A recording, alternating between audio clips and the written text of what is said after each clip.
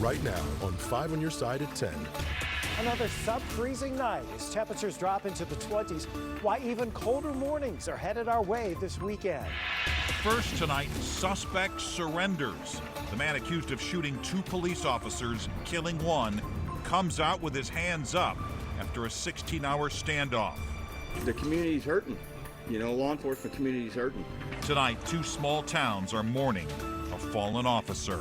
He was everything to everyone. He protected this town. He befriended everyone in the town. Good evening, I'm Mike Bush. Ann Allred has the night off. Tonight, 35-year-old Kenneth Lee Simpson is in police custody. He was nearly 24 hours ago. Police say he shot 2 officers at the Casey's gas station on Missouri Highway 19 in Herman, Missouri. Detective Sergeant Mason Griffith died. Officer Adam Sullentrump, who's on the right, was critically injured. Our Laura Barczewski is live tonight outside Mercy Hospital, where that officer is being treated tonight. Laura. Mike, the community is already rallying around these officers and their families. Tonight at a prayer service, I spoke with some people who say they were truly dedicated to their community. They'll deeply miss Sergeant Griffith and are praying for healing for Officer Sullentrump. The Missouri State Highway Patrol says Sunday night, Herman Police Detective Sergeant Mason Griffith and Officer Adam Sullentrump were called to Casey's gas station just after 9 o'clock for a burglary or robbery. That's where they found 35-year-old Kenneth Simpson inside the store. The officers attempted to take Simpson into custody for multiple warrants from Franklin and Warren County.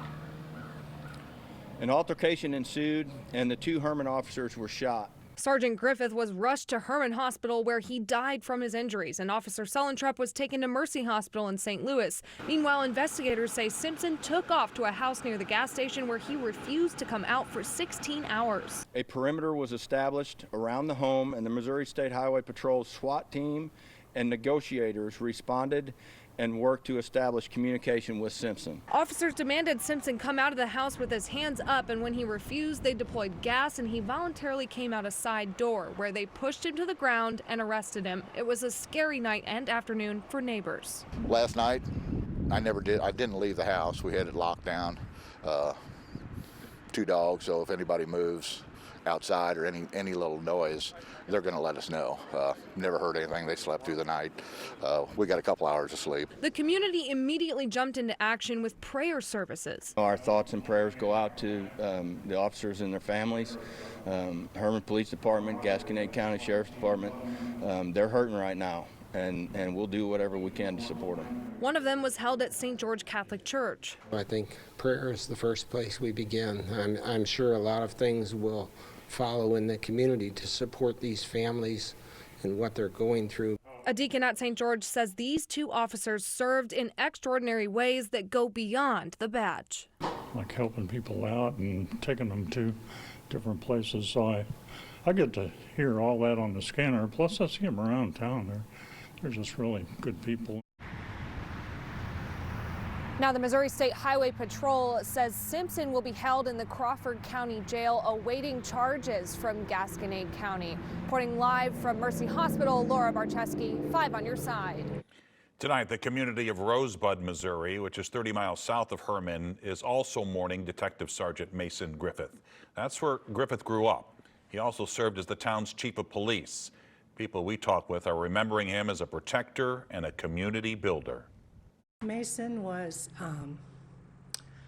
just a great guy. Just left a smile on your heart because you knew he was protecting you and watching over. And you could call him at any time and he would be there for you. Griffith leaves behind a wife and 2 children. Backstoppers has already reached out to help his family and Officer Sullentrump's family. Developing tonight, another standoff is over, this one in Ballwin. Just minutes ago, we learned the woman involved has died. She was taken to the hospital from a home on Cascade Terrace Drive earlier tonight. That's off Reese Road and Big Bend. Our Robert Townsend is live with the latest from St. Louis County Police Headquarters in Clayton. Robert. Mike, tonight all is back to normal at that Ballwin subdivision. But again, a few hours ago, it was swarming with police and SWAT team members. On a Monday afternoon, a standoff between one woman and officers suddenly turned this typically quiet Ballwin subdivision into a police scene. This doesn't seem that it could happen in Ballwin. Dan Ludwig lives near the woman. The times that I knew her, been very nice. She's been kind of a recluse past couple years. Police say it all started around 12:30 when Ballwin officers tried to pull over the driver in relation to a flourishing weapon incident earlier in the day. They say she did not stop and sped off. About an hour later, another Ballwin police officer spotted the vehicle and tried to pull the woman over. But investigators say as the woman was leaving, she brandished a weapon at a St. Louis County police officer. They tell us the woman then drove to a home on Cascade Terrace Drive, and while en route, flourished a gun a third time and fired multiple shots at officers. And they chased her back into the subdivision, and then she barricaded herself in her condo. A Ballwin officer returned fire. No one was hit during the gunfire. So right now he's scared. This neighbor, one of many who had to sit in their cars outside the subdivision. He's just coming back from daycare and he wants to go home. Finally, after nearly 6 hours, an ambulance and police beelined into the subdivision. Police entered the home, made contact with the woman, and saw she had an injury. Again, about 10 minutes ago, we learned the 31-year-old woman died from her injuries. Police tell us they are still investigating this. Live in Clayton, Robert Townsend, 5 on your side. Well, it's a chilly night across St. Louis. Temperatures once again heading below freezing tonight. So let's get the latest from Weather First Chief Meteorologist Scott Connor. You know, temperatures tomorrow morning will be in the 20s heading out the door in St. Louis. Our high temperature today was 36 degrees, and that was it. One of the coldest temperatures we have seen so far this March. We're talking temperatures down in the 30s right now, still just above freezing for most of us. While the wind is not as strong as it was, it's still there, and wind chills are down into the 20s. What we're not seeing is anything falling out of the sky. Radar sweep, our Weather First Doppler radar sweep's pretty clear at this point, but the skies aren't. Clouds are still hanging tough. Our anticipation is they'll start to break some as we head towards 2, 3, 4 o'clock in the morning.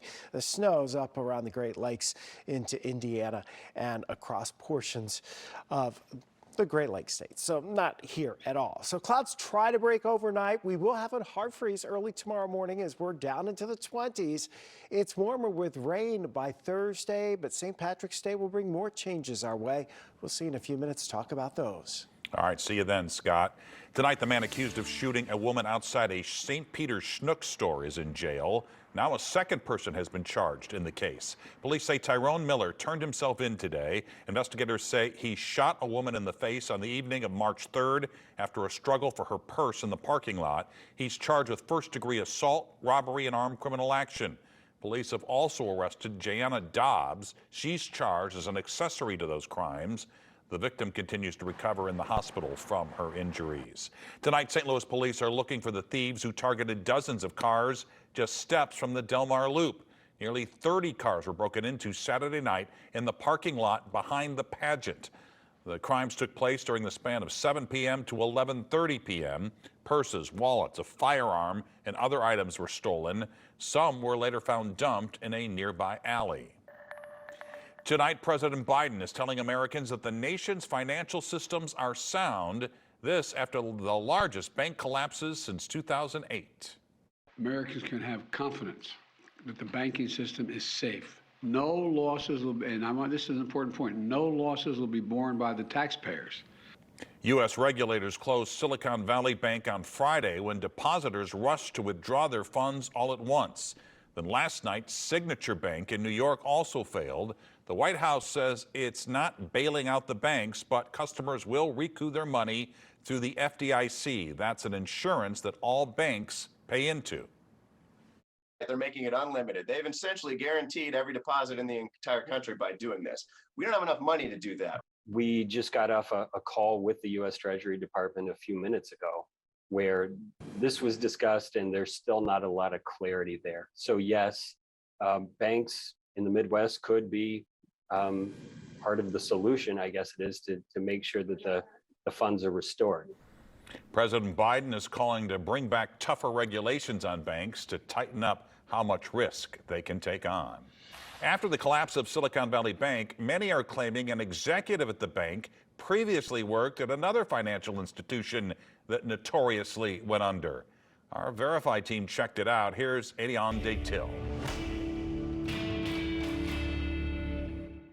On Friday, U.S. regulators closed Silicon Valley Bank, or SVB. It's the second largest bank failure in U.S. history, and it's bringing back memories of the 2008 financial crisis, triggered by the collapse of major banks and financial institutions like Lehman Brothers. On Twitter, some people are linking an apparent executive at SVB to Lehman Brothers. The Post says Joseph Gentile is the chief administrative officer at SVB and was also the CFO of Lehman Brothers Global Investment Bank when it collapsed. But is that true? Let's verify. Our sources are SVB Securities, Lehman Brothers bankruptcy filings, and BrokerCheck. Gentile is the chief administrative officer of SVB Securities and has been since 2007. SVB Securities is an investment bank. It's a different arm of the company and wasn't part of the collapse. On Saturday, SVB Securities CEO Jeff Leerink told company stakeholders, "We want to assure you that SVB Securities is financially stable and will continue to operate as usual." Gentile's bio on the SVB Securities website says he was previously the chief financial officer at Lehman Brothers Global Investment Bank, which Verify confirmed with Lehman's bankruptcy filings. But Gentile didn't work at Lehman Brothers when it collapsed. Lehman filed for bankruptcy in September 2008, but Gentile left the company more than a year earlier, according to BrokerCheck. So we can verify that Joseph Gentile is currently an executive at SVB Securities, which is a company owned by SVB's parent company, not the bank that collapsed. And he was an executive at Lehman Brothers, but he wasn't with Lehman Brothers when it collapsed. With your Verify, I'm Edion Detil. What would you like us to verify? Just send an email to verify@kstk.com.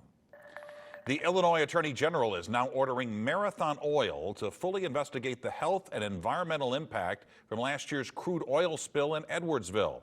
Around 147,000 gallons of crude oil spilled into the Cahokia Creek last March.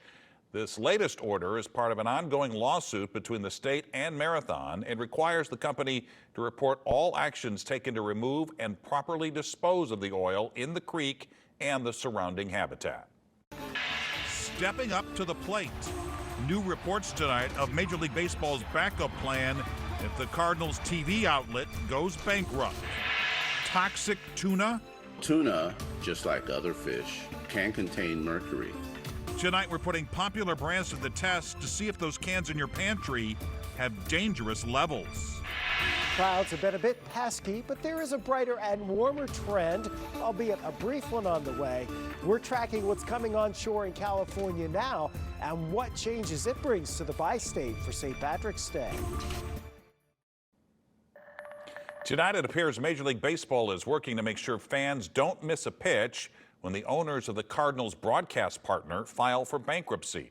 According to reports, Diamond Sports, which owns Bally Sports Midwest and 13 other regional sports networks, is expected to file for bankruptcy this week. The New York Post reports MLB is preparing to stream games for free, but this is only for around 6 of those teams whose deals with Diamond are losing money.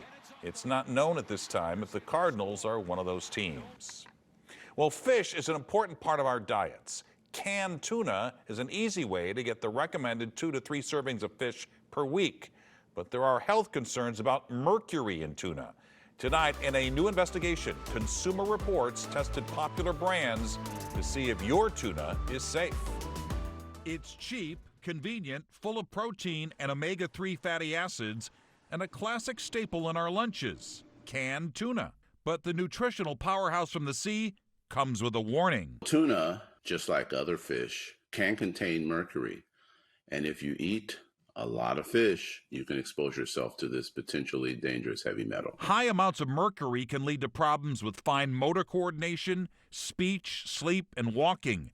It's also concerning for pregnant people, since the developing brain and nervous system of the fetus are vulnerable. Because so many people eat tuna, and because of its potential risks, CR tested 5 popular brands of canned tuna for mercury. The results?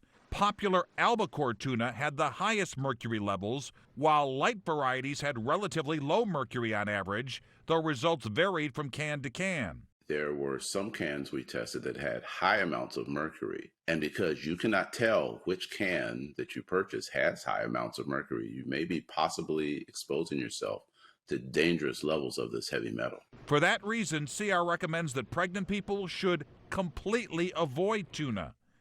National Fisheries Institute is a trade association that represents canned tuna manufacturers. In response to CR's findings, it said that the mercury levels were well below the limit the FDA allows in canned tuna, and that these products are safe to consume.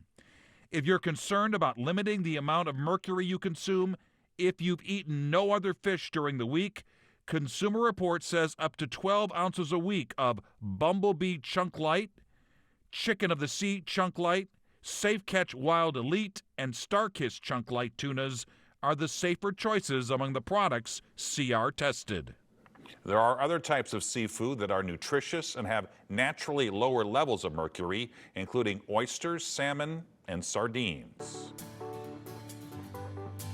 Well, tomorrow is 314 Day. March 14th is a day to celebrate all things St. Louis, and there are several events and special deals planned across town, including a concert tomorrow night at Ballpark Village featuring Murphy Lee and the St. Lunatics. The Cardinals are celebrating 314 Day with a flash sale. Tickets for Monday through Thursday home games in April will be sold for just $3.14. Sale runs tomorrow from 9 a.m. until 9 p.m. That's on the Cardinals website. Many other local businesses are offering deals for just $3.14. For a full list of those and other events planned, text 314-231-425-5355. Chief Meteorologist Scott Connell joins us now with the Weather First forecast, and it's a chilly one, Scott. It is. You know, temperatures have been on the cold side all day long. We started out at 30 degrees this morning. That was our low. But because of the cloud cover and that breeze, only 36 for the high this afternoon. Of course, that's well below average. The average high today, 55. 85 is your record. But more important, this was the coldest afternoon so far this month of March. Yes, we're still early in it, but it's the coldest we've seen so far. February 17th, we were close. That's the last time it was 37 degrees or colder. But you go back to February 3rd to get a colder afternoon than what we saw today. That's when the high was 26 degrees in St. Louis. So not the coldest that we've been, because overnight lows certainly have been colder. But during the day, we haven't had a cold day like this for a while. So temperatures are still in the mid-30s around the area at this moment. Pretty steady because we're still looking at that cloud cover swinging across the region. Again, all the snow is over into the Ohio Valley around the Great Lakes, so no problems with that for us. But we did see a few flurries in places today, and we're thinking these clouds will try to break up as we head towards the early morning hours, which would then allow us to drop back into the mid and upper 20s for lows early tomorrow morning. Now, if the clouds stay a little bit thicker longer, we may not see those cold temperatures. Don't think anybody's really going to complain about that, right? So as we go into tomorrow morning, anticipating in the 20s, we will see the clouds really thin out during the afternoon. It becomes mostly sunny, but we're only back into the 40s. And our attention's really turning out to the West Coast now, where once again, we're getting quite a bit of moisture pushing on shore. Heavy rains, even heavy mountain snows out here, and that atmospheric river, that high level moisture that enhances the rainfall is heading into the West Coast. And the evolution of all of what we're seeing out west is going to bring changes here. Tomorrow, Wednesday, they're quiet weather days. The breeze starts to pick up Wednesday afternoon, increasing into Thursday. By Thursday morning, showers become likely, and that'll continue into Thursday afternoon, maybe even a rumble of thunder. Thursday evening, probably a general rain. Then overnight, the front comes through. Behind it, more cold air surging in.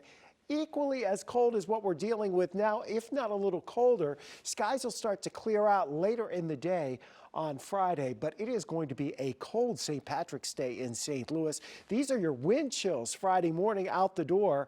Temperatures will be in the low to mid 20s for what it feels like for many spots, with temperatures actually staying in the 30s most of the day, but it won't feel like it with the gusty breeze. Upcoming weekend, big weekend in St. Louis sports-wise, with you've got the St. Louis City SC playing Saturday. That's outside, going to be cold.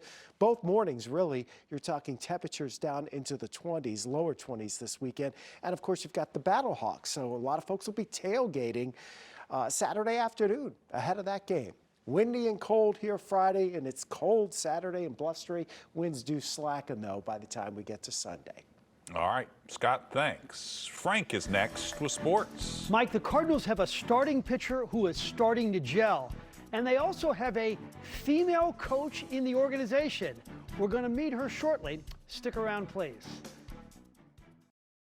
The Sports Desk is brought to you by Jim Butler Chevrolet, the Midwest's #1 Chevy dealer, 10 years running. I went to every Rams game during the Greatest Show on Turf, and I got to tell you, yesterday at the Dome, it was as loud. Really cool for the Battlehawks, and it was a heck of a lot louder than those last 9 miserable seasons when Stan Kroenke sabotaged the squad with a series of sad moves. Do I sound bitter?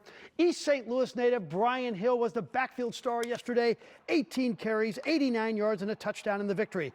Hill came to Rams games in their final years, and he says the only crowd resembling yesterday was for their final game. He also said he had quite a few family members that came to watch him run around and through the Arlington Renegades. I had to get 42 tickets, so yeah. Hopefully he wasn't playing for free today, but just love his attitude. I saw you go run and jump into the stands. Oh, and yeah. met somebody. What was that moment? Oh yeah, that was my mom and brothers. I already knew where they were. I just went over there, jumped in, got some pictures in with my uniform. He's a guy that just plays hard every single snap. He really does set the bar in us for practice offensively and leads by example, finishes every play, every snap.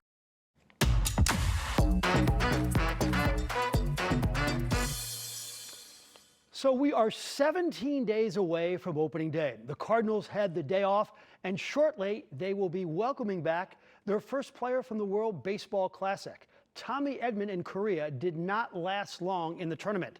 The Cardinals are hoping Steven Matz's health will last long. He has been impressive in Jupiter so far, 9 strikeouts in 6 2/3 innings. He touched 95 on the radar gun yesterday. This is a guy who won 14 games in the 2021 season. We're talking about a guy who could easily win 16 ball games. He's a guy that's reasonably durable when he's healthy. You know what? He throws harder for a left-hander than some, and he really keeps the hitters off balance because he can run the fastball in on the right-handed hitters. To Phoenix for the World Baseball Classic, the former Cardinal Lance Lynn pitching for Team USA against Tyler O'Neill for Team Canada, and he got the K on the high heat. Nolan Arenado remains on fire, an RBI double. Team USA scored 9 in the first inning. They lead it 12-1 in the third. It is Women's History Month, and last week in Jupiter, I saw a woman doing a job that has only been occupied by men in the past. With the help of editor Bill Bennett, we give you the story. For the first time in 131 years, the Cardinals have a female coach in the organization, and her name is Tina Whitlock. Trailblazer, game changer. I personally think I'm living the American dream, and I think that's a beautiful thing. The thinking behind this was, the game's changing, and the types of people that are working in the game are changing. And so to give her that opportunity to be a 4th coach back in 2020, we were very excited about. Unfortunately, COVID hit. So the dream was delayed, but now the 47-year-old is working on the backfields at spring training. She will spend the season coaching in Peoria. On this day, she was using a pitching machine, but Tina does throw great batting practice, and that gave her street cred with the players. I'm confident in my BP, definitely. It was something that I've, practiced and wanted. I wasn't sure how it would go because when I ended my personal professional career, I felt like my arm was shot. So yes, I've worked really hard at that. The most challenging thing has been the underhand toss, and which is kind of funny because that's the game I played my entire life, and so I've had to really adapt to learning how to front toss, the baseball rather than the softball. Tina, who played in college, also coached college softball for 2 decades. The single mother of 2 has lofty goals. She doesn't want to just be a coach in the organization. I would like to manage. I think baseball offers up various avenues to stay in the game, but I'd like to manage. And Mike, I got to tell you, she has a great rapport with these young players, and I can't wait to watch her throw BP. Everybody's talking about it. All right, we'll look forward to seeing that. All right, Frank, thanks. A time hop for Easter to combat inflation. where you can get holiday goodies at last year's prices. Well, Friday is St. Patrick's Day, and 5 on Your Side will be in Dogtown for the Ancient Order of Hibernians Parade. You can look for our 5+ live bus and storm tracker. And if you can't make it down, we'll stream the parade live on 5+. It's free on Roku and Amazon Fire TV. Walmart is helping consumers hop over inflation for Easter. The retailer is offering holiday staples at last year's prices, and this includes ham, pineapple, green beans, and dessert. Walmart is also rolling back prices on Easter basket candy and supplies. And there you have it, 5 on Your Side at 10. The Tonight Show starring Jimmy Fallon is next. Jimmy's guests tonight, Bob Odenkirk and Paris Hilton. Start your day with Today in St. Louis. See you tomorrow.